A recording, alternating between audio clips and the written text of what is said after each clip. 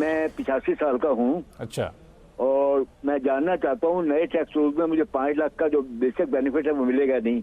और दूसरा, मेरी वाइफ जो है ना वो 90% डिसेबल है। अच्छा, तो उसको उस पर काफी खर्चा हो रहा है, 10-12 लाख साल का। ओहो, हाँ, तो वो क्योंकि बम्बे में जो है इलाज बहुत महंगा है, 10-12 लाख खर्च हो जाता है हर साल। हाँ, तो उसका मुझे बेनिफिट मिलेगा कि नहीं अच्छा, नए टैक्स रूल के मुताबिक आपके? ठीक है। हमारे मुकेश पटेल साहब हैं, काफी जाने माने टैक्स एक्सपर्ट हैं, वो आपको बताएंगे, दोनों सवालों का जवाब देंगे। मुकेश जी। जी लक्ष्मण जी, बत्रा जी के लिए हम बिल्कुल उनको जवाब देंगे।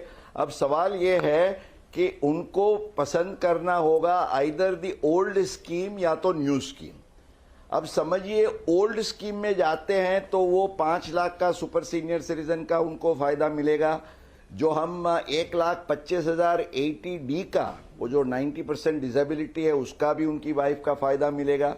80D में वो जो मेडिकल एक्सपेंडिचर का है वो भी फायदा मिलेगा। 80C भी ले सकते हैं, लेकिन ये सब लेते हुए उनको the tax rate will be higher.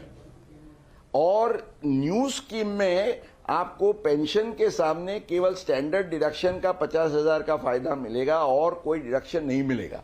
अब मैंने गिनती की बत्रा जी, आप इसमें जाएं या इसमें जाएं, ज्यादा फर्क इसलिए नहीं पड़ेगा क्योंकि अंडर द न्यू स्कीम, अब न्यू स्कीम को काफी अट्रैक्टिव बनाई गई है। आपको केवल 1,43,000 1,43,000 का आपको टैक्स भरना होगा। और जो पुरानी स्कीम है उसमें भी करीब 1,45,600 का आपको टैक्स भरना पड़ेगा। तो बाकी सब निवेश करने के बाद भी 2,600 रुपया आपको ज्यादा होता है। I would say you should go for the new scheme, that is most advantageous to you. Lakshman ji. MM Batra sahab, आपके सवालों का जवाब मिल गया? कोई कंफ्यूजन तो नहीं है? नहीं, मेरा मतलब है कि आप क्या एडवाइस करते हैं कि मैं 1.5 लाख प्रोविडेंट फंड में जमा करवाता हूँ उसका, तो मेडिकल एक्सपेंस उसका बहुत ज्यादा हो जाता है। मेरी एनुअल पेंशन जो है 15 लाख है। तो ये मुझे कौन सी स्कीम बैंक करेगी, ओल्ड या न्यू, तो जल्दी मुझे गाइड कीजिए अगर आप मेहरबानी कर सकते हैं। तो ये गाइड। हाँ, ठीक है मुकेश जी।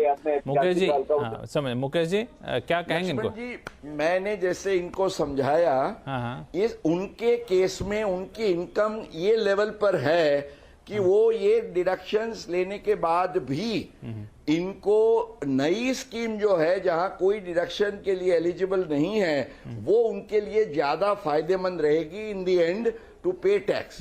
ये निवेश कर सकते हैं सब, पर ये पुरानी स्कीम में डिडक्शन मिलेगा, नए में मिलेगा नहीं। और मैंने जैसे समझाया, पुराने डिडक्शंस लेने के बाद भी दोनों में tax is almost the same.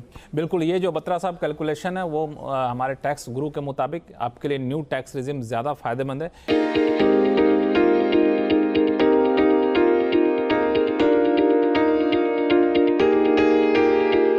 Please subscribe and don't forget to press the bell icon to get notified whenever we upload a new video.